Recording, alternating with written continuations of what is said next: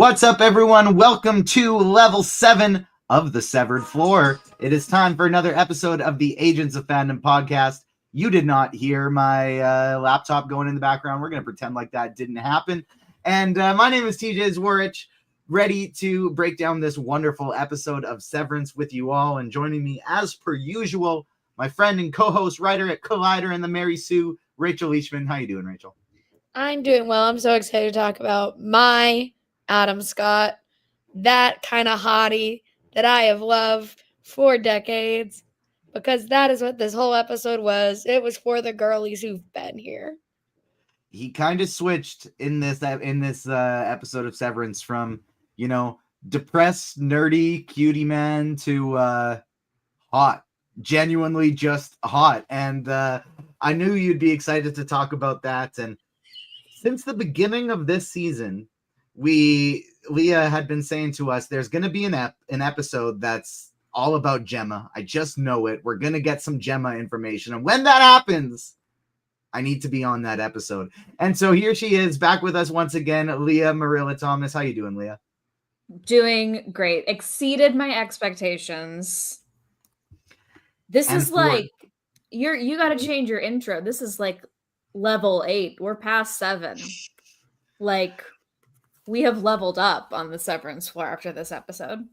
I love that, especially with this episode specifically, the welcome to level 7 is, of course, a reference to Agents of S.H.I.E.L.D.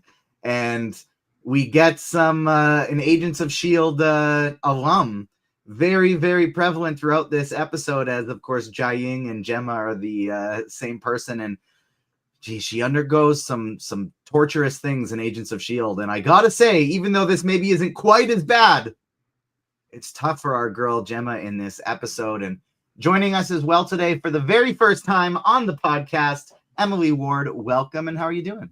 I'm great. Thanks for having me. Very happy to have you on. And before we dive into the severance of it all, because once again, we got a new person on the pod, and I want to know what everybody's watching, because this last week of television has just been bonkers, truly. Like some truly mind-blowingly strong television over the last week. And so I want to know what everybody is watching on their own time for their own enjoyment. Emily, I'll start with you. What have you been watching? Unfortunately, not too much TV because it is almost Oscar day.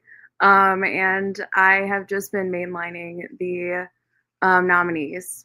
I have 6 feature-length films left to watch, and the 5 docs, the shorts. So I'm just burning through them. So I try to do all of them every year. I had a weekend surprise New York trip that kind of blocked me from watching a bunch.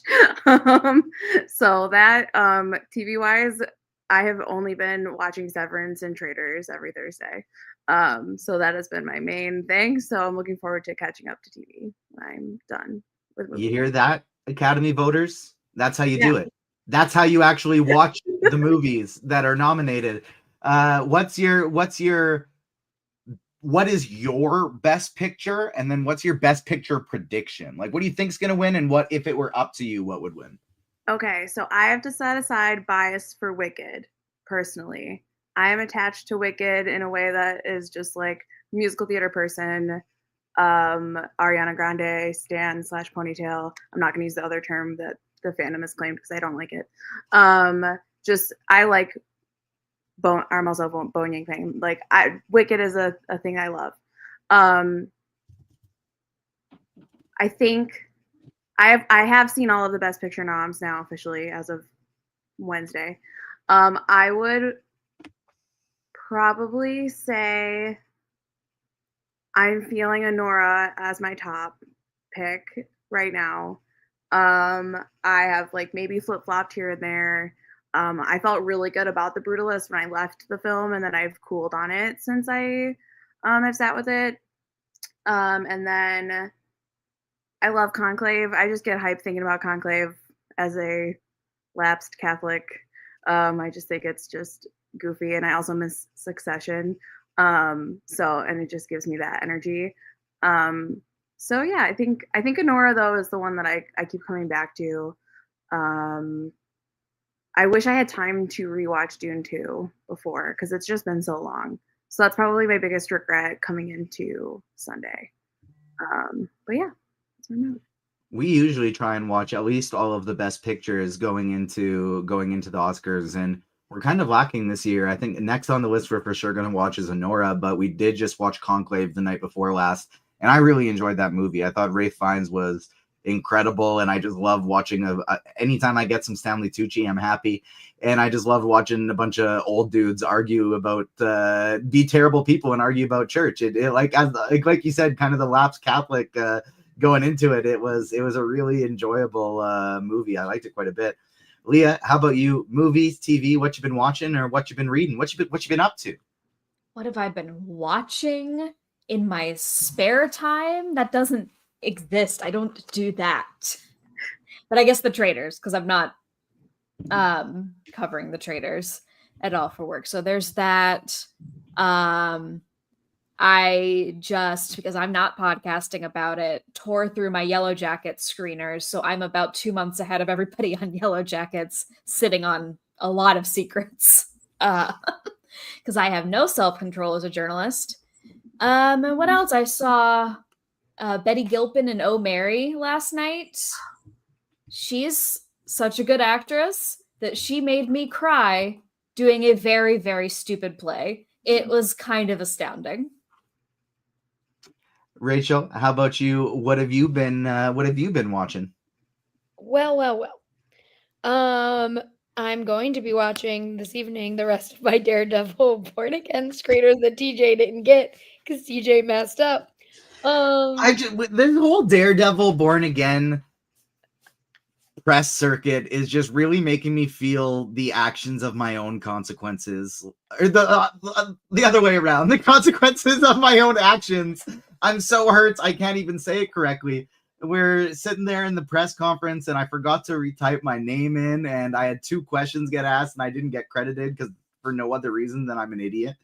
And I didn't apply for screeners for Daredevil because I thought, well, I watched the 2 episodes for my interview. They're probably just going to send the same 2.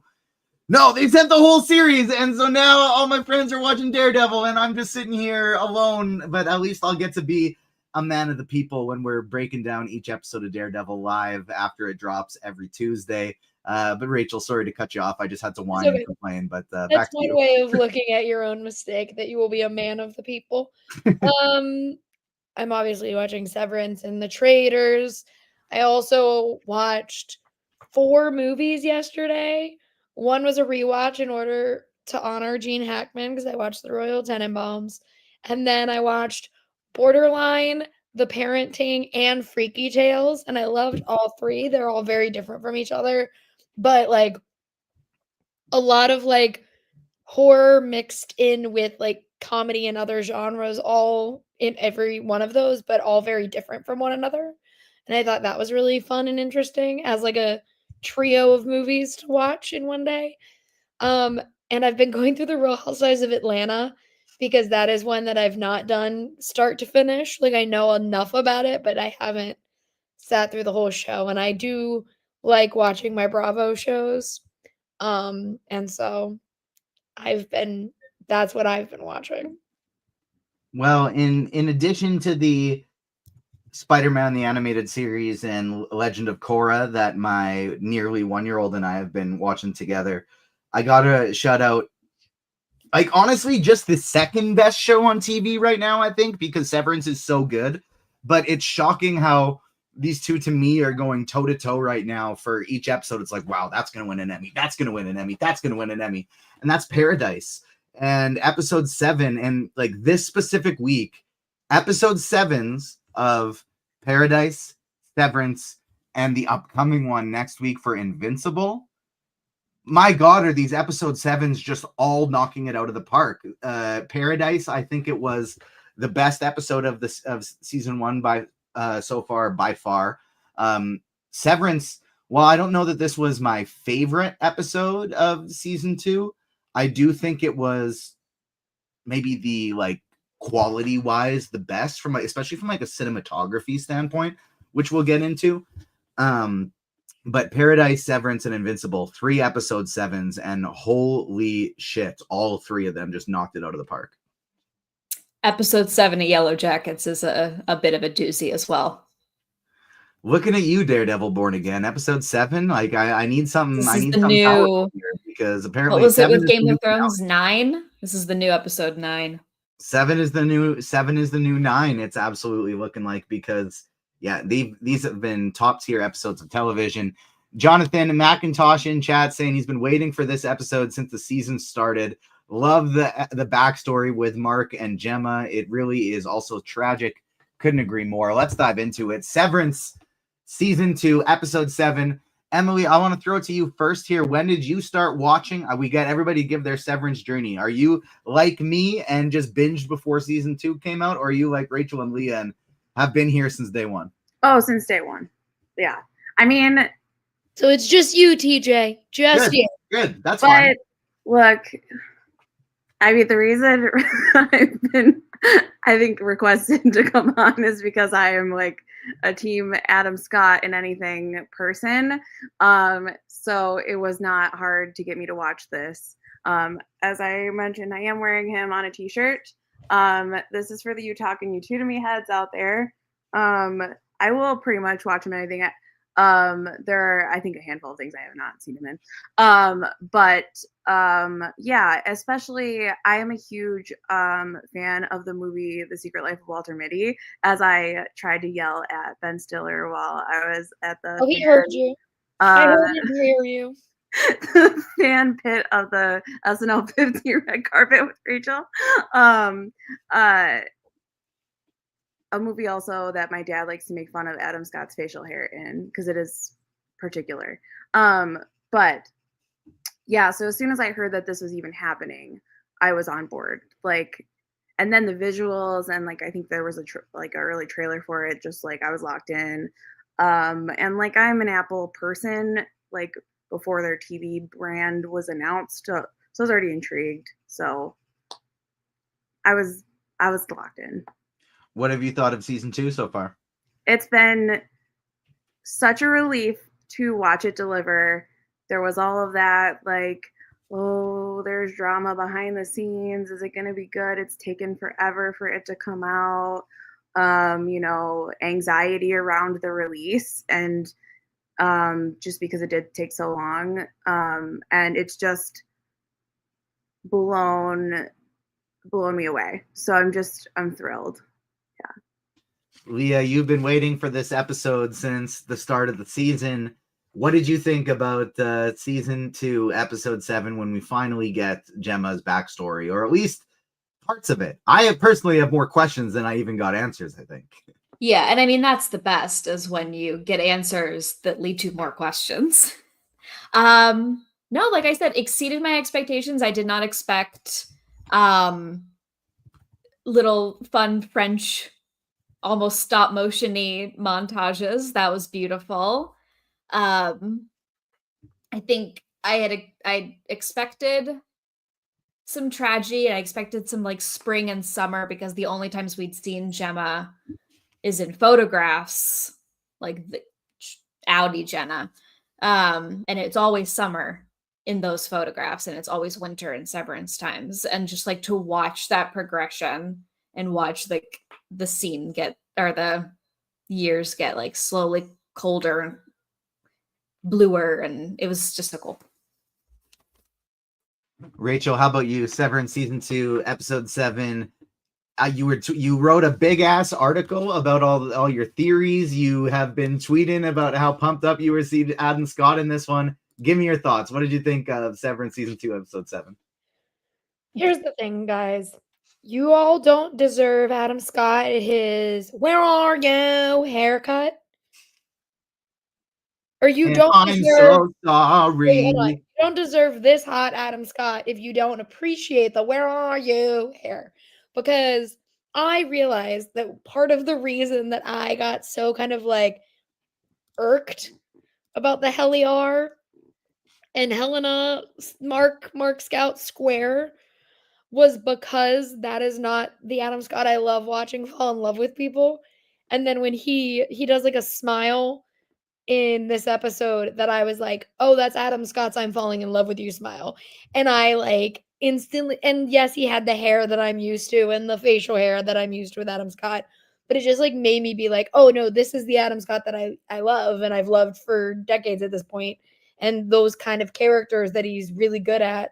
And it makes me also care more about like the depressed Mark Scout and like in his innie, because it shows how good of an actor Adam Scott is, that they're all so different, even though they're all the same person. And like obviously Mark Scout has gone through a huge tragedy, which makes him such a different person than the Mark Scout in this episode versus like any Mark's kind of personality as a whole.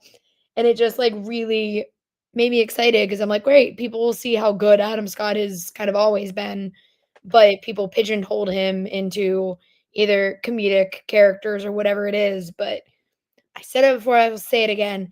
That man takes a character who is like down on his luck and depressed, and they're all different from each other. And I think that is a very, very cool way of being an actor, that you can make all of those characters so different when they have a lot of the same kind of basic principles about them and things happening to them. So I'm really excited to see this episode because I'm like, great, there's my Adam. He's killing it. And also everyone who ever doubted him, fuck off. I don't trust y'all. It was so interesting to see this different version of Mark Scout with conflict, carrying himself with a type of charisma and confidence that we haven't seen from him in Severance so far. But this was obviously pre-tragedy, pre-Severance, pre-being broken. And you can see him being like a totally different type of guy. And he drifts into the depressive state a little bit towards the end as they're having troubles with various things as they're trying to have a baby. But we'll get to that. But it was totally cool to see Adam Scott be a different Mark Scout and be like a pre-traumatized Mark Scout and having get to portray that. Emily, what do you think of season 2, episode 7? Yeah, I mean, I thought it was really great. I wonder how long they have known that this is the direction that they were going to go with that character.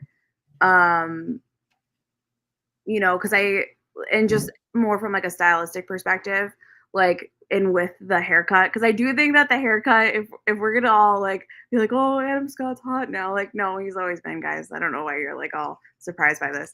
I'm just curious. I'd be interested in like if this has always been the roadmap that they've been trying to follow. I'm always fascinated by when they decide these things from a show planning perspective. But yeah, it was really cool to see the depths of the portrayal add like another layer. Like, yes, we've gotten to see these two specific layers of Mark and Mark S and how those things are, but now there's this third layer. It's almost like Orphan Black, when you got to meet each clone. It's like unraveling the next one. It's very fun. And I hope we get to see this with some of the other people in the show too.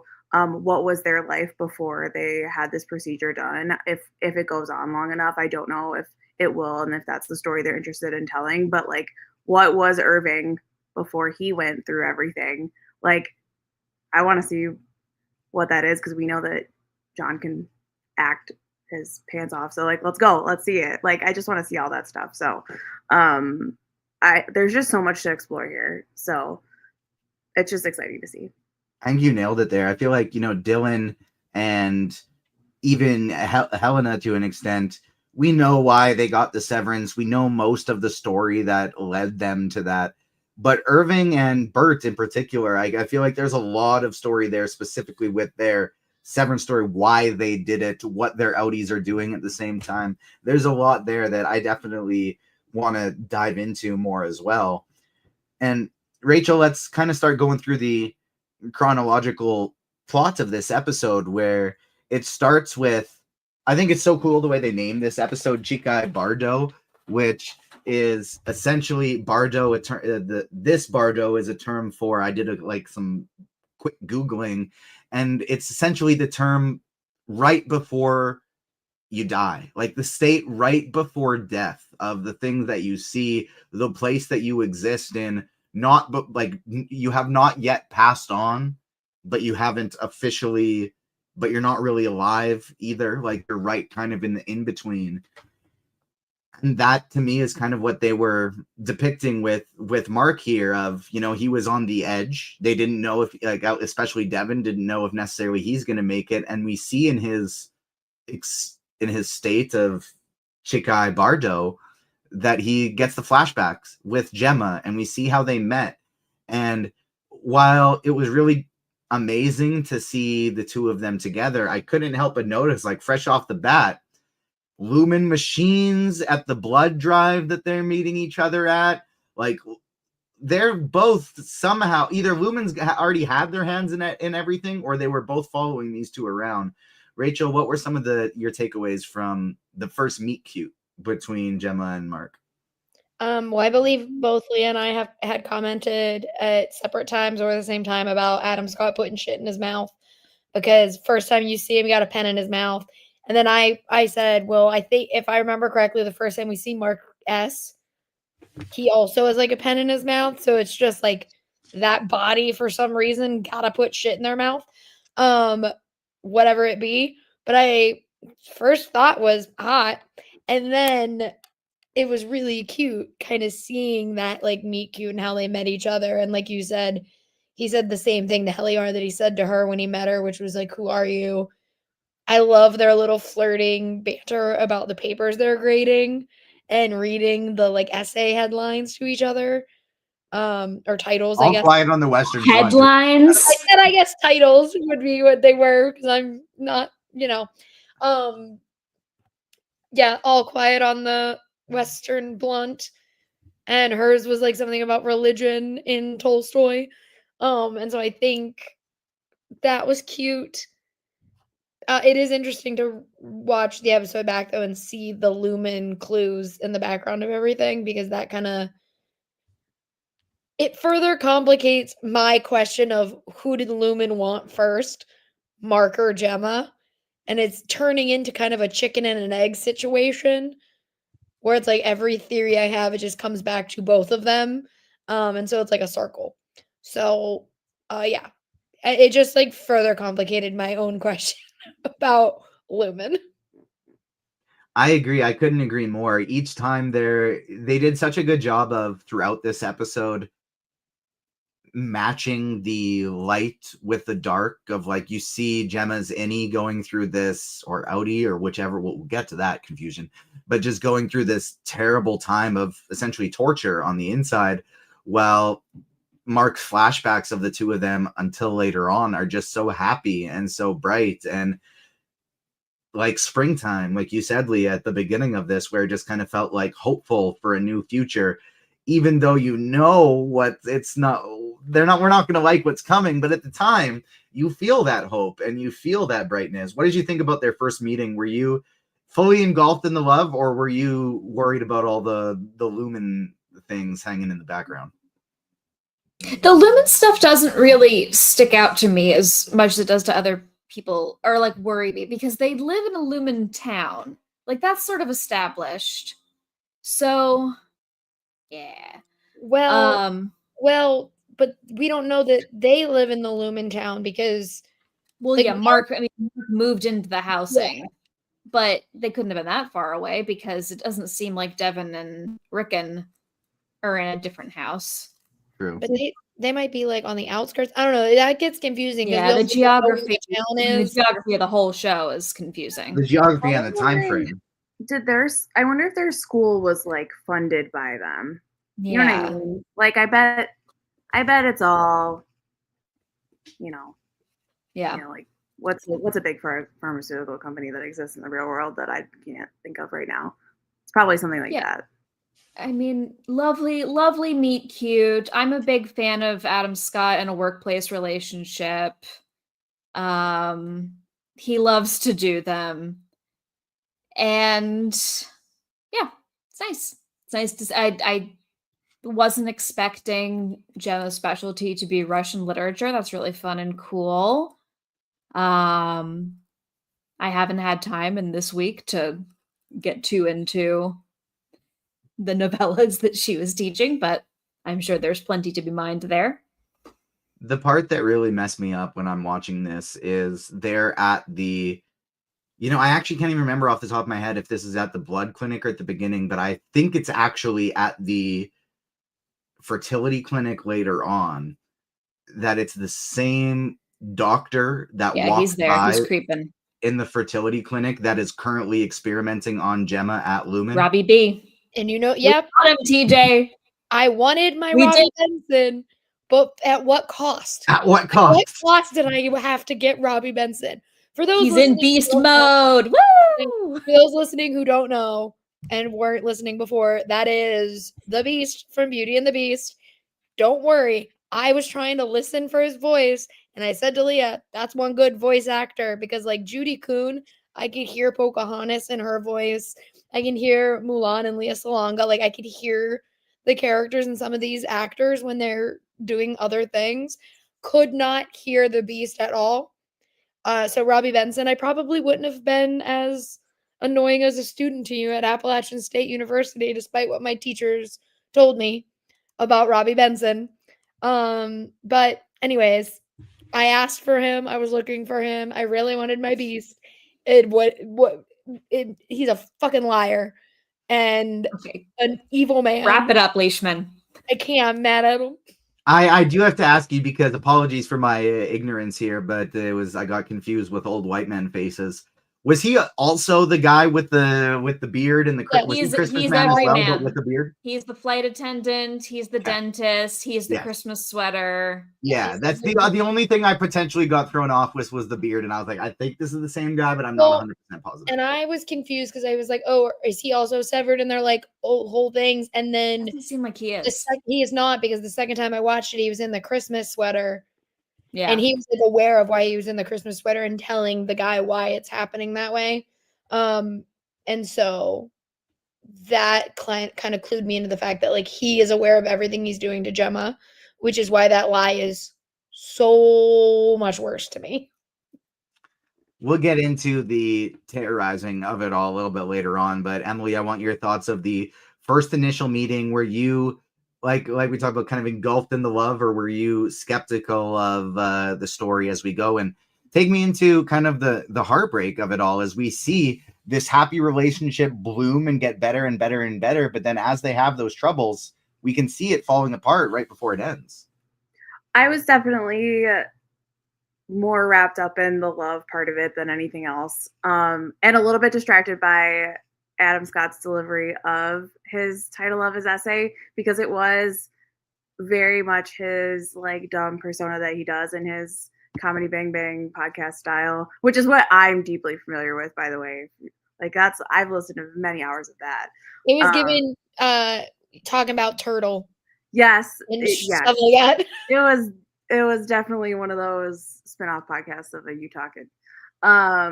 But yeah, I was definitely more wrapped up into that, and I think was excited to not necessarily take a break from, but just like live in a world where this is like, what was Handmaid's Tale before the everything turned, right? So like, what was everything before their lives were ruined by this company? So I think that's why I was more deep into that. And yeah, my dog's kind of poking in here. So that's sort of what I was focused on. And then also too, just really wanting to understand those two characters together and what draws them together, and like live in that. Cause I think that especially as shows get shorter and shorter, not enough shows are doing that work anymore with their romantic leads, in whatever form that takes. And so I'm just thrilled that we're getting any of that right now with anything. And I was like, let's go. Like, give me this episode. I need this, because this is a driving force for Mark's character. And so whatever you can give me about this, I want to live in it. And I know it's going to be heartbreaking by the end of it, but I want to experience the happy moments.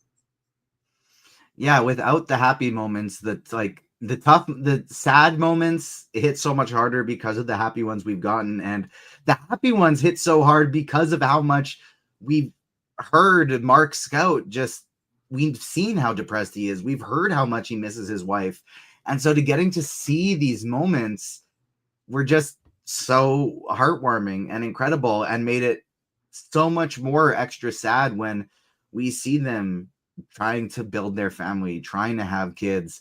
Finally, that moment where she tells Devin that, like, no, she can't have a drink because and Devin clues in it's because they're pregnant, and that kind of unspoken celebration between them, it warms your heart so much, and it makes the sad stuff hit so much harder when they go through that miscarriage. And I just want to, like, extra shout out the performance of Dechen Lockman. Apologies if I'm saying either of those names wrong, but she was just so incredible in this. So incredible. And, you know, as someone who has gone through that similar experience, obviously not as a woman and physically, but in a partnership, having to deal with a miscarriage and the emotions that come with that, I thought the performances were just so incredible. That scene in the shower absolutely broke me. And from a storytelling perspective, that was, to me, the first clue hint of why maybe they want Gemma, why maybe they want over at Lumon, why they want Mark S. and Gemma to be working on something, is because I think their projects maybe have something to do with fertility and IVF because of that creepy ass Robbie Benson doctor, Rachel. They're in the clinic with them before he even started, like before the Gemma stuff, pre-Severance. He meets them at the clinic. Shortly after, Gemma, quote unquote, dies in a car crash. I'll throw up the article that you put up here at the Mary Sue as well, but I haven't got a chance to read it yet. Is this, you talk about the sinister plot within Lumon? Does it have anything to do with Robbie Benson and this clinic visit? Oh, not the clinic. Well, I get into all of that in there. No, but it's all about, like, how there's a theory that someone put on Twitter that I put in there, that Leah told me about, where they think they're trying to mass produce the Severance program for, like, the public to buy, so then your severed selves can do the things you don't want to do. Yeah, we're getting way ahead if you want to Yeah. talk about this actual theory, TJ. Yeah, but Okay, fair. the sinister stuff with, like, the Robbie Benson thing is, like, I personally, and I talk about it in that piece, I think that with Lumon's Severed program and, like, stuff like that, that Gemma maybe talked to Robbie Benson or, like, the doctors or whoever at Lumon, and because they kept failing with the IVF and everything, that she tried to do that so that they could figure out if she could have kids and she didn't have to personally go through the pain of having a miscarriage or not being able to conceive every time. And so that is my sad theory about the Robbie Benson of it all. But there's nothing really backing that up outside of the fact that he is at the fertility clinic and then is the doctor she's dealing with every single day. It's also so interesting when you think of one of the first places we saw Severance outside of the Lumon building was in that little birthing vacation suite. Like, I don't know. Like, That's what made me think of it, was that woman. And so I was like, well, maybe, like, that was part of why Gemma decided to do it this way, so then they could figure it out and she didn't have to kind of carry the burden of losing a child again. But, like, it also obviously connected back to the woman that Devin met. Leah, how do you think this all connects between Lumon, childbirth, and Severance with it all? Because we have the birthing suite, we have the fertility clinic, we have this doctor guy with Gemma the whole time. I don't know. People have been theorizing from the get-go of, like, they're trying to remake Kier and have Mark sire him. I don't know. I don't know where it's leading, but there's a whole lot of genetic stuff that is freaking me the hell out here. I mean, never ever trust a fertility clinic in a science fiction property because they're always going to be up to something nasty.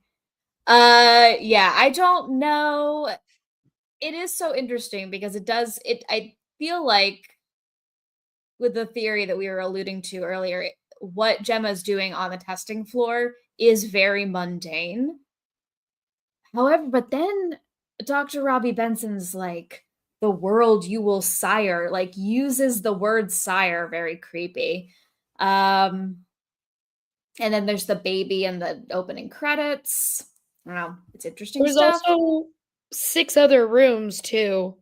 There's more than 6. She goes to 6 in one day. There's like there were 3 so we many didn't rooms see of that day because we saw the dentist, we saw the thank you letters where she was writing with her non-dominant hand, and we saw the plane. But those are the only 3 we saw, and it said, yeah, I saw that and I had pointed that out. I was like, why is she writing with her left hand? Yeah. But we only saw those 3. We didn't see the other 3, so we have no idea what those are. Like, these might be the mundane ones, which is why we saw them. And Well, then yeah, because it's just like with Severance. Severance is like, what if you could turn your brain off when you went to work? Okay, what's another? It's like it's almost like improv. But like in reverse. You're like, okay, what's the next version of that? What if you could turn your brain off when you were pregnant? What if you could turn your brain off when you went to the dentist? What if you could turn your brain off so you don't have to write your thank you notes? What if you could turn your brain off when there's turbulence on a flight and it's scary? Like, it's different, levels and intensities of things that humans just don't want to do, but have to.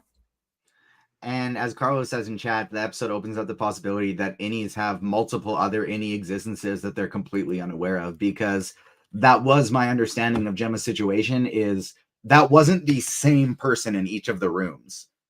Each room, that consciousness only existed in each of those separate rooms. As we kind of got when she was like, but like, can I get a break? Like, I was just here. I was just here. It's always Christmas. Very good writing to make that like super clear without spelling it out. Well, but also it has to be because of Robbie. Because Robbie Benson is the guy in every single room. And if even your innie would be kind of like, you were my dentist. Why are you also again? My husband and like flight attendant on my flight? And then Emily, what do you think of these string of rooms that we have poor Gemma go into here for having all these severed consciousness, experiencing nothing less than essentially torture? I just know that I never want to be the innie that has to go to the dentist the whole time of her life, because I have like actual like trauma from a bad dentist moment as a kid. But if it's Christmas all the time, I guess that's the one that I'm currently living, because I was taking my Christmas stuff down today. So that's the life that I'm living now. Yeah, I was also curious why her hand hurt. Oh, it's because she's always writing the thank you notes. I felt that because my hand, anytime I have to not type and actually write something out, I'll be on sentence 2 and my hand is like, it's cramping already. Okay, I guess that's true. Okay, I'm now. Sometimes it takes me a minute to like understand how all of these things work in science fiction, because it's a lot for my little lawyer brain. Doesn't quite get there, but like, because it's science and that don't match. Yeah, I was fascinated. I mean, like, I love that kind of stuff. Like, I could have watched all of those kinds of things in many different forms, except maybe some of the medical stuff. I don't love that personally. But it was really interesting. It just leaves a lot to think about, and how like all of the different ways that they could do those things. I also was very creeped out by our creepy doctor friend. I had started and paused and then finished the documentary Black Box Diaries like during this, which for anybody who hasn't watched that, is a movie about, or is a documentary about a woman who had experienced a sexual assault.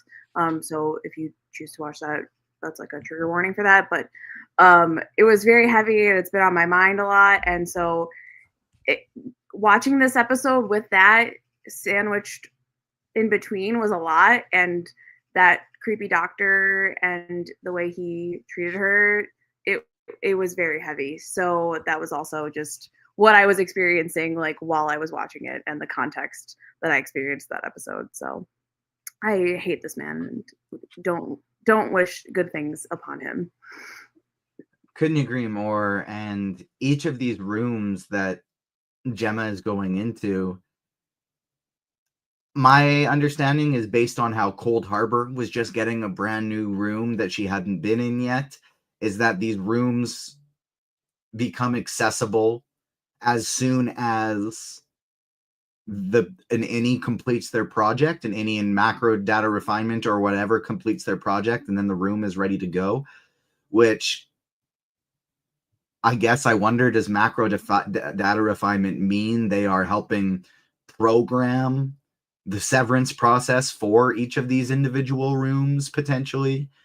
Why does Mark have to be so connected to Cold Harbor? Is it because he's getting data specifically on Gemma, his wife, on the inside? Why is one of the rooms just a dentist place? Why does she hated writing thank you cards? That was something that Mark Scout brought up with her before pre-Severance project, before she was taken. That was a moment that they had of like, you hate writing thank you cards. We're not going to do that. Now in this room, we see her just writing thank you cards over and over and over. The dentist is a classic little thing that nobody likes going to. Nobody likes a dentist. He makes that joke right at the beginning of it, even though it's because she's just never left that chair. Are they just trying to see how far they can go with each of these projects without breaking Severance? Like, is that why he keeps asking her, like, how do you feel? Did you feel any of these, any panic, any rage, whatever he asked of her? And all she was like, my face hurts. My hand hurts. Are they all testing the human boundaries of, can you go to the dentist and not remember it? Done. We did it. Okay, let's level up. Writing thank you cards all the time, something they hate doing. Okay, let's level up. A plane that's about to go down. It's terrifying. It should be really traumatic. You think you're about to die. Let's level up. Carlos is speculating in chat that maybe Cold Harbor is love. That's why they're testing these things out with Helly and Helena. That's why they're working on it specifically with this man's wife, is because maybe they're trying to see if they can sever love and sever those type of feelings. I don't know, but all these different rooms based on the macro data refinement projects, Rachel, it's tripping me the hell up. What do you think's going on? Not to go back to my theory from before that it was all so that Gemma could try and figure out like how to have a child and not have to go through the pain of like losing another kid. But I feel like if this is so specific to Mark, that this could be the one that like is the reason why Gemma went to Lumon in the first place, which would then also explain why Gemma and Mark were tied to Lumon together. And instead of, the like before where it's like, well, did they kill off Gemma so that they could get Mark or whatever? If Gemma went there to try and get help and they needed Mark to understand, the like her feelings on a situation, then I think that would explain why they both are at Lumon, and it would explain why that room was so specific to Mark, because it is something they went through together. But I don't know. Because the other things we all have explanations for, like the thank you note situation, what happened in their past. Like you said, everyone hates the dentist. Couldn't tell you a person that enjoys turbulence on a plane. Those are all like things that people are uncomfortable with. And if this is so specific to Mark's feelings, I feel like it's going to be something that they went through, like a trauma they went through together. I really like this theory, and I think the only place I really differ on it is I don't think Gemma went to Lumon and like signed off on the, hey, we're going to take you and Mark's going to think you're dead type of thing, as much as it was like they literally kidnapped her and they already had her on a list because of the fertility clinic where Dr. Beast Benson was already there. But I really like this theory. And Leah, what's your thoughts on all the different rooms and, everything we just talked about for the last 15 minutes? Well, okay.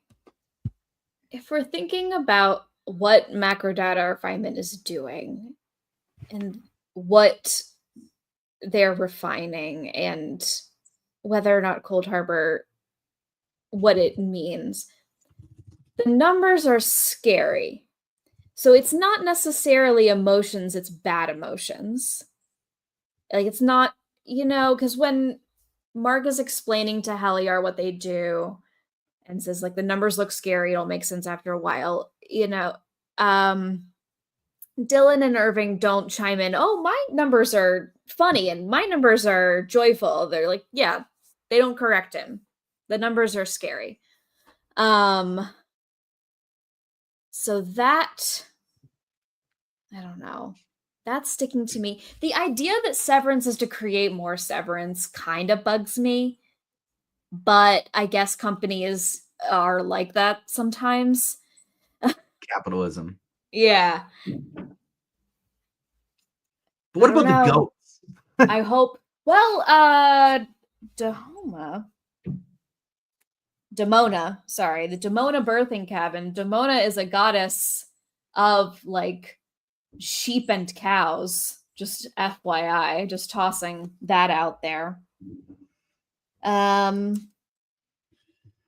I feel like Gemma got recruited because of the fertility clinic. I don't know whether or not Mark being severed is a happy coincidence or intentional.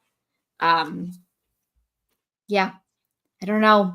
We got to talk about those Watchers too. What are they up to? Are they micro data refinement? I don't know. Here, wait, I have a question. So, but Gemma knows that she has been gone for a long time, and she knows, like, she is aware that she is in Lumon or in like some facility, and she knows that Mark doesn't know where she is. That is information that we are given in this episode. We don't know, because I double checked. We don't know whether or not she knows that Mark works for Lumon, and we don't know, like, if she is aware that they faked her death. My theory is that she did this so then he wouldn't like talk her out of it, and was like, yes, but like fake my death and I'll figure it out after or whatever, because fake my death and we'll figure it out after. Hell yeah. Well, because she like makes a point of being like, I love you when she goes to leave. And like, while yes, it's like it's a thing of like, I'm leaving, you're not going to see me for a while, I'm telling you I love you. Most people, like, I do that because my grandmother died in a car accident and I never want to hang up a phone without someone knowing I love them. But I'm like, that felt weirdly intentional. Like, she knew she wasn't going to see him for a while. But also, I'm like, she wanted him to go with her. That is true. I don't have to go. She even like, offered. She did offer. Yeah, she offered to stay. She offered. That would just. I mean, obviously, it's obviously never a person's fault and things like that. But that would like just be a dagger in my soul the rest of my life if it was like, hey, how about I stay in tonight? No, you go, and then you never see them again. Like, oh my god. Yeah. I also wanted to say earlier, to loop back a little bit to the rooms, she does have a sense of where she's going. In the very beginning of the episode, she sees that dentist outfit and it's like, shit. So that's an interesting thing about, like, if Lumon wants to sell this to the public or whatever, you can like turn off going to the dentist all you want. You still know you're going to go. You still have that anticipation. Your mouth is still going to hurt afterwards. Interesting. Emily, what do you think about the 6 rooms she went to and this whole hallway of individually severed rooms with different consciousnesses in each one?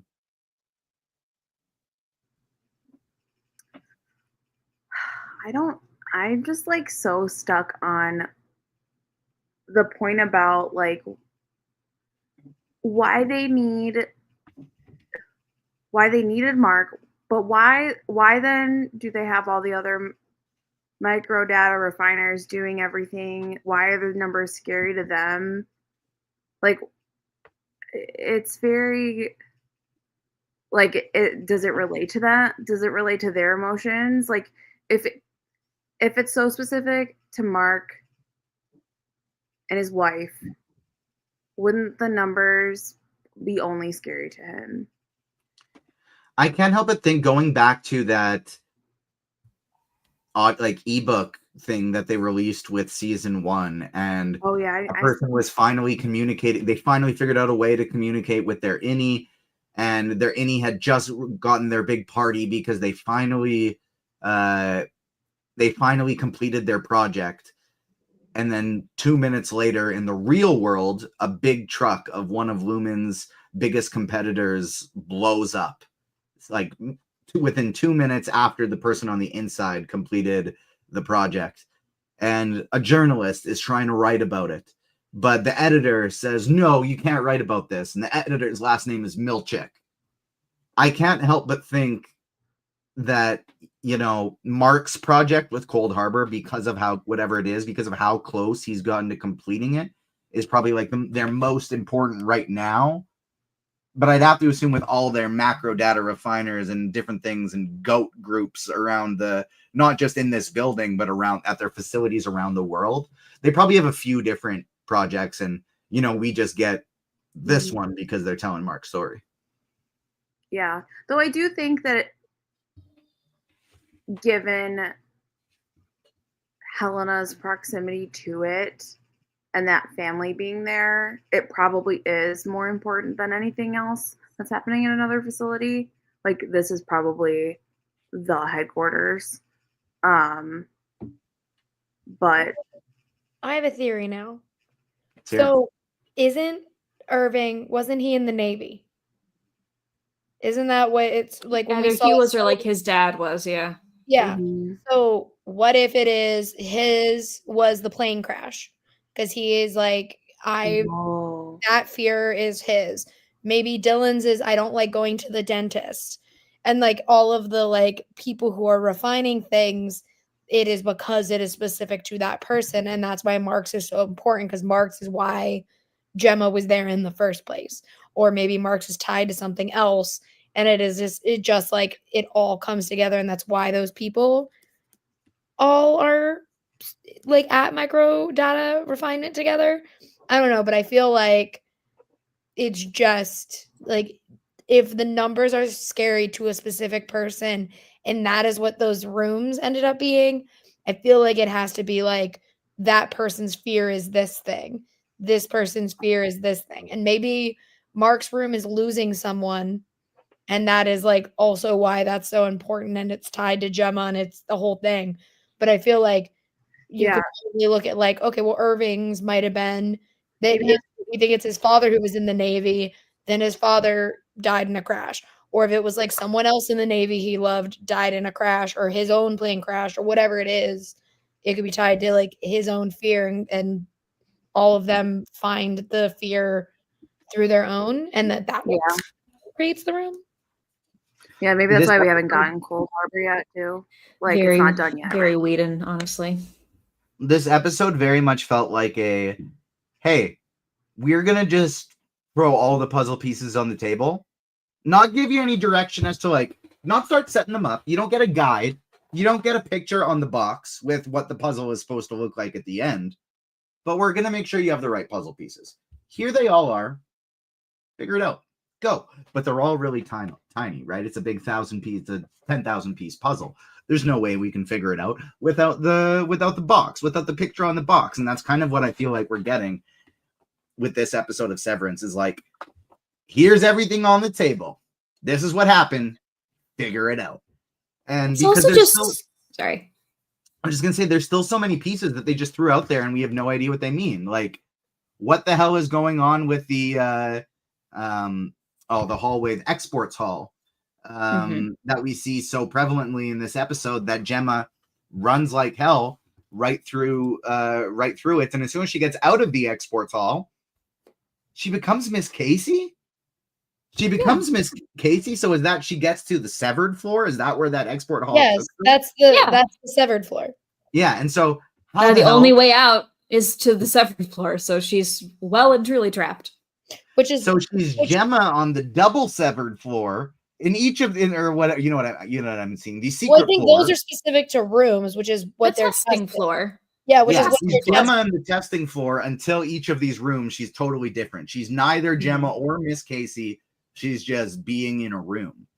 Mhm. And so it's going to be so interesting to see, like, is there a way out of this building without her becoming Miss Casey in the middle? Is that the only, like, the way they've set up this torture Lumen company thing with all the testings and this severances at each different, it's an ingenious maze of, like, oh, you want to leave? Well, every room you walk into, every floor you go to, you're a different person, and they're not going to remember that you wanted to leave. It's terrifying. But I'll say Gemma or Miss Casey, like, kept trying to question why she couldn't go on the floor. So I think there was, like, that might be the one personality that is kind of throwing Lumen. A, because she has a connection with Mark as Miss Casey, which already kind of throws their, like, do you remember anything? Do you know this? Like that, like Miss Casey clearly has a fondness for Mark. And when she got to that floor, she was like, no, I'm like, she kept trying to question why she couldn't go that way. And I think that's important because maybe it is Miss Casey that made them realize, like, okay, we have to test and try day after day after day to see if these other innies are going to break at any point. Well, she could go out. She could get out of the building. If she goes to the Severance floor, becomes Miss Casey, gets into one of those elevators, goes up. Yeah, but he was saying that Then it Miss could Casey would bring then her have back to to remember. Gemma. What? Yeah, but Miss Casey would have to remember that she was trying to leave. So it'd be like Gemma needs to write a note to herself Yeah. and be like, just go to the She elevator. can't and write leave. a note to herself. The elevator will catch her. That is true.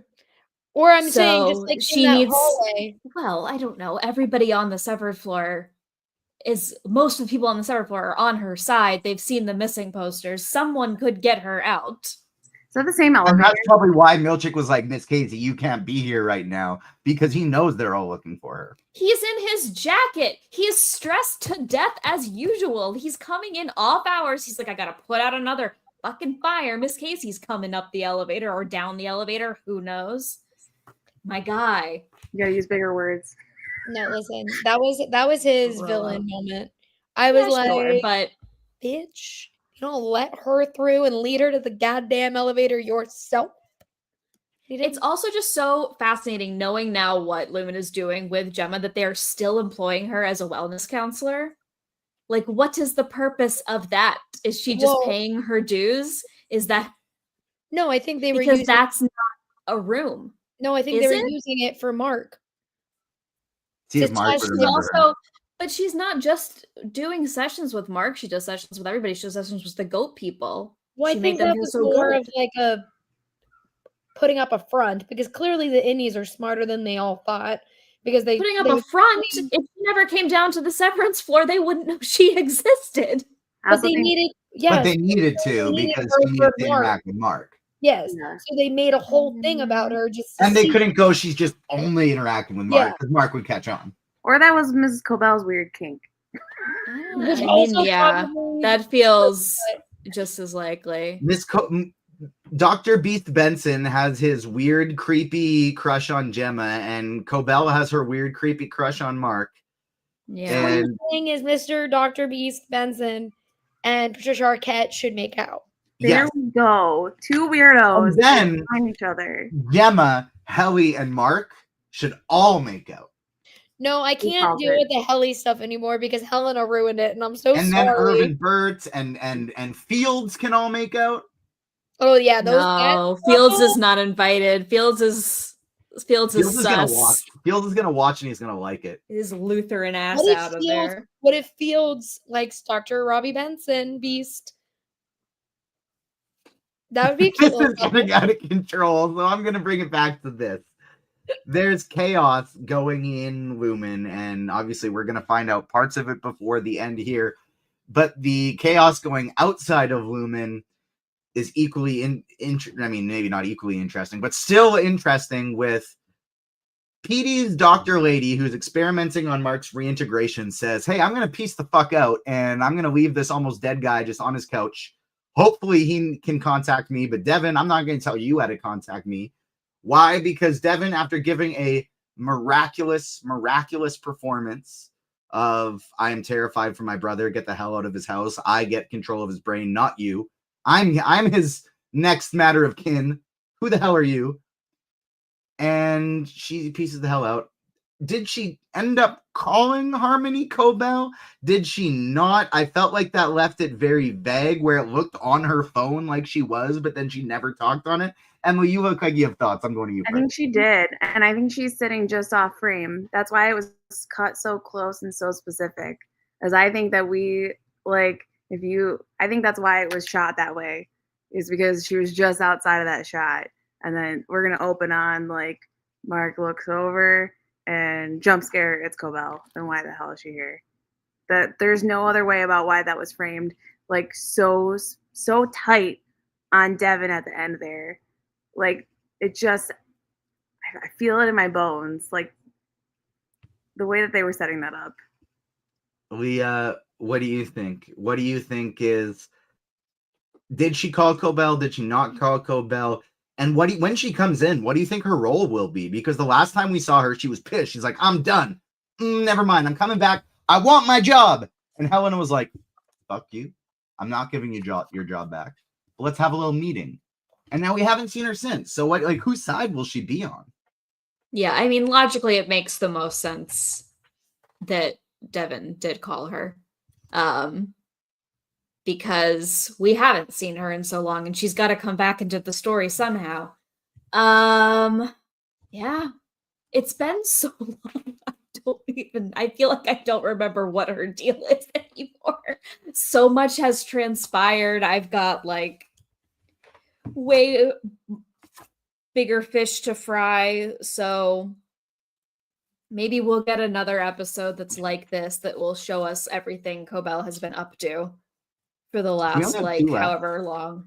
Do we only have 2 left? How many are left? I think 3. 3? There's 10 episodes? I think so. Yeah, 3 episodes remaining. Rachel, what are your thoughts? Is Cobel gonna be there when we pick up on the next episode? Whose team is she on? And any final thoughts for Severance season 2, episode 7? I think that this episode was designed to hurt me. I don't like that owner of a cat named after an Adam Scott character, had to suffer in this way. And yet here we are. And I'm still talking about how hot he was and just how sad the entire episode made me. But when I knew it was going to happen, when we learned about him and Gemma, because that man was so sad about losing his wife. And it's like, yes, grief is an ever evolving, changing thing. But like, for a man to love his wife that much, it had to be a love that was like going to make or break a person. And the episode didn't disappoint, but it just made me sad. I feel like we're not going to get any more answers at the end of this season. I feel like we're just going to get more questions that we have to ask, or that we're asking, because they gave us enough answers in this that I actually have theories about Severance for once. And that means that I don't think I'm getting any more answers the rest of the season. If anything, maybe we'll know what Cold Harbor is, but we're not going to get answers for anything else other than maybe that. Honestly, that's exactly how I think it's going to come down as well. We're going to figure out what Cold Harbor is, and right at the end, when we're going to think we're getting all the answers, just like we did at the end of season 1, it's going to cut off. And thankfully, we shouldn't have another 3-year gap between seasons. But I really think that's what it's going to come down to as well, is like, we get one big answer, and then right as it seems like we're about to get all the rest, cut. And we're going to have to wait for season 3. Emily, any final thoughts on the episode, and then where can the people find you on socials, if you want to share that? Yeah, I hope we don't get too many answers at the end. That's all I want to say about that, is like, I kind of want us to go back to how TV used to be, where they didn't like spoon feed us everything, and that we like got to like have theories and like get excited about another season. though I would like longer television seasons, please. If anybody's listening to me on this one time that I'm on a platform. But yeah, I'm really enjoying this a lot. It's been a really good season. I'm really glad that it is so far. I guess there's 3 episodes left, so it could just all fall apart. But it's so far living up to the hype of season 1 a lot, and I'm really excited to see where it goes.